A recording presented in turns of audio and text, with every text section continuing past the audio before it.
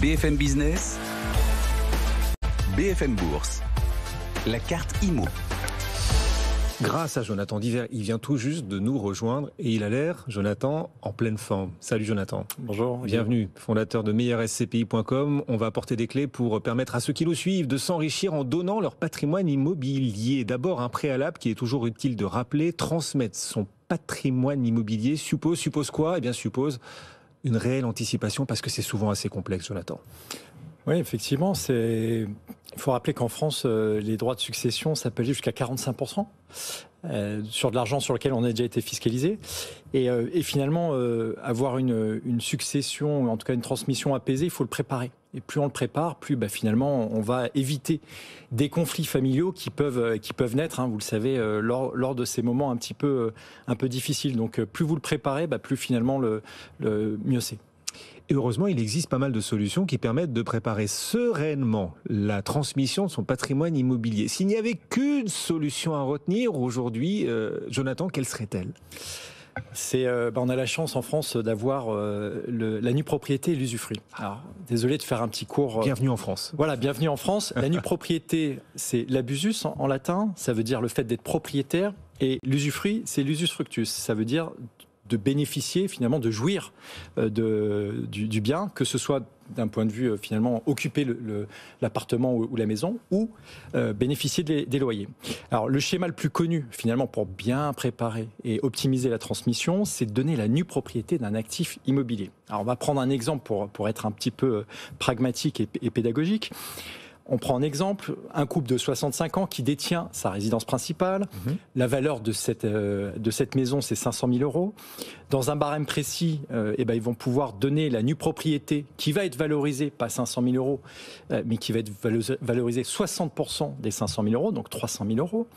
Et les parents, ils peuvent aussi bénéficier finalement de l'abattement tous les 15 ans, où on peut donner 100 000 euros par parent, par enfant, en franchise d'impôt. Donc ça veut dire que finalement, le bien de 300 000 euros, vous le donnez en franchise d'impôt aux enfants, et vous voyez que finalement, vous arrivez à transmettre. Et au décès des parents, en fait, les enfants, qu'est-ce qui va se passer ? Ils vont récupérer la pleine propriété du bien sans droit de succession. Mais imaginons, Jonathan, j'ai transmis la nue propriété, ça y est, c'est fait, je ne suis donc plus qu'usufruitier en tant que parent.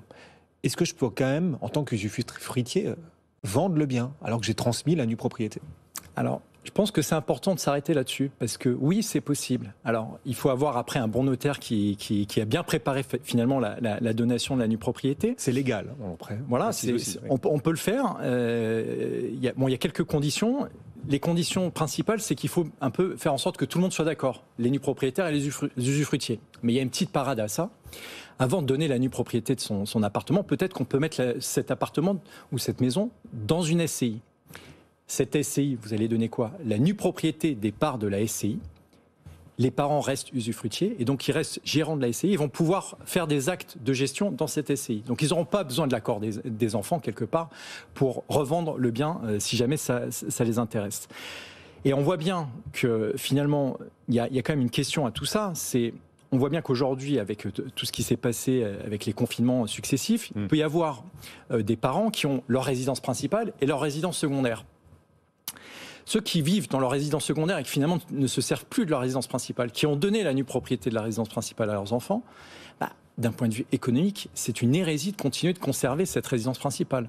Vendre cette résidence principale et réinvestir en part de SCPI, alors vous allez me dire, ça y est, on est meilleurscpi.com, c'est normal qu'on vous parle de ça. Ça y est, il nous vend son truc. Voilà, c'est une bonne solution, parce que finalement, une résidence principale, c'est 2% de la valeur par an en charge, 2%, donc vous voyez que ça vous coûte excessivement cher, là où finalement, vous allez pouvoir réinvestir en SCPI, avoir un rendement d'à peu près 4,5%, et avoir une grande souplesse, c'est-à-dire que, à votre décès, ça ne va rien changer. Si vous avez déjà donné la nue propriété aux enfants, et que vous revendez votre appartement, votre résidence principale, et que vous réinvestissez en part de SCPI, eh bien, lors de votre décès, les enfants récupéreront en franchise d'impôt. C'est une situation qui se présente sans doute fréquemment. Voilà, la transmission de biens immobiliers par le démembrement. Les parents qui étaient propriétaires totalement du bien cèdent la nue propriété, deviennent usufruitiers, mais ne veulent plus forcément vivre dans ce bien, dont ils restent usufruitiers.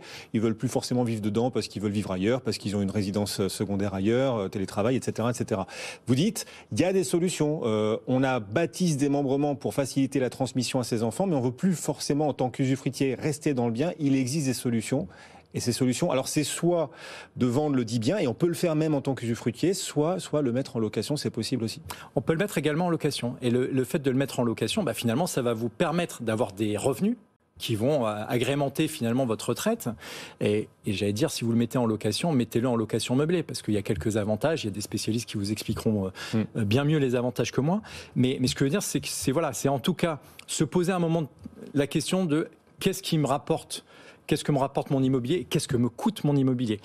Et le fait de réinvestir en part de SCPI, finalement, vous avez une organisation pour vos enfants qui est simple. Parce qu'un bien immobilier, si vous donnez la nue propriété, le jour où vous décédez, finalement, les enfants, il faut qu'ils s'entendent. Soit ils conservent le bien, soit ils le revendent.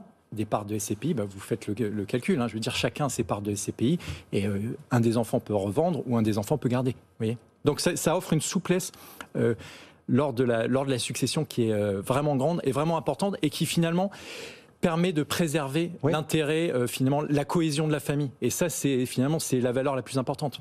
Les SCPI pour réconcilier les familles, c'est franchement... Non, mais en effet, en plus, c'est ça. On a des clients bravo le marketing, malgré tout.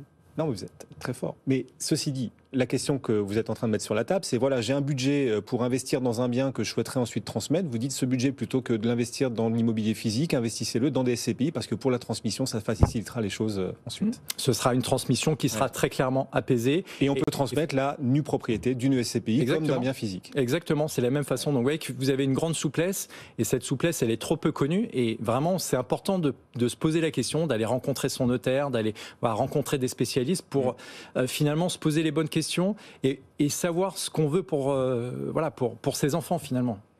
Je vous l'avais dit au début, il est en pleine forme, Jonathan Diver, pour meilleur SCPI. Alors la question qu'il peut se poser aux investisseurs qui nous écoutent, c'est celle de savoir quel SCPI privilégier, quitte à choisir des SCPI pour ensuite les transmettre.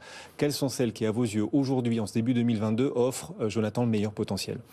Alors, on a voulu essayer un peu de travailler aussi sur l'aspect fiscal, sur cette sélection de 3 SCPI. Vous savez que l'impôt sur les revenus fonciers est assez prohibitif en France. C'est la tranche marginale, donc jusqu'à 45% plus les prélèvements sociaux. Mais vous avez une petite astuce, c'est de pouvoir investir dans des SCPI qui sont dites pan-européennes. Ça veut dire qu'elles investissent dans des actifs qui sont situés à l'étranger. Avec les conventions fiscales qu'il y a entre la France et tous les pays d'Europe, ça permet d'adoucir très clairement cette fiscalité. La fiscalité sur les loyers, sur les rendements. Sur les loyers, exactement, en faisant en sorte finalement de ne pas avoir de prélèvements sociaux. Donc les prélèvements sociaux, pour rappel, en France, c'est 17,2%. Donc vous voyez que c'est un pourcentage significatif. 3 idées de SCPI qui sont dans une logique et une dynamique pan-européenne. La première, c'est Coram Orient, une SCPI qui a été lancée en 2020. Un objectif de rendement de 4,5% qui a toujours été dépassé depuis sa création, une SCPI diversifiée, donc qui a la possibilité vraiment d'investir de manière très diversifiée. Une autre SCPI, toujours sur l'Europe, c'est Cœur d'Europe. Alors, on a peu entendu parler de cette SCPI. D'habitude, c'est Cœur de Roi, cet après l'après-midi, Marie Cœur de Roi. Oui, c'est Marie Cœur de Roi. On lui fait un petit clin d'œil à Cœur de Roi, mais là, c'est Cœur d'Europe. J'espère qu'elle souscrira, Marie, bonjour. SCPI diversifiée avec un objectif de rendement de 5% qui a été atteint dès cette année, 2000 € d'investissement dès le départ. Et puis la dernière, c'est une SCPI qui s'appelle Hirokozen, avec pas mal d'actifs qui sont situés de manière pan-européenne, et puis qui a une SCPI qui a des frais de souscription qui sont une SCPI sans frais de souscription. Voilà. Oui. Après, il y a d'autres frais qui sont un peu plus importants, mais voilà. Des rendements costauds chez Hiroko. Combien ? Oui, alors l'objectif de rendement, c'est 5,5%. Chez Meilleur SCPI, on a bien toujours communiqué sur l'objectif de rendement, 5,5%. Ils ont distribué 7% en 2021. Donc vous voyez qu'ils sont arrivés à très largement dépasser leur objectif. Jonathan Diver, et donc ces idées de SCPI, les SCPI, à vos yeux, utiles dans une optique de transmission patrimoniale. Et vous nous avez expliqué pourquoi, en long, en large et en travers. Vous pouvez retrouver le replay, bien sûr, des arguments de Jonathan sur notre site bfmbusiness.com. Merci Jonathan. Merci Guillaume. D'être passé nous voir, le fondateur de Meilleur SCPI.com. Dans un instant, direction New York, on va traverser ensemble l'Atlantique pour atterrir sur la séance du jour aux États-Unis. Wall Street va ouvrir dans maintenant 2 minutes. On va vivre tout cela de l'intérieur grâce à Sabrina Quagliozzi. Elle est déjà à son poste. Sabrina, on vous aperçoit. À tout de suite sur BFM Business.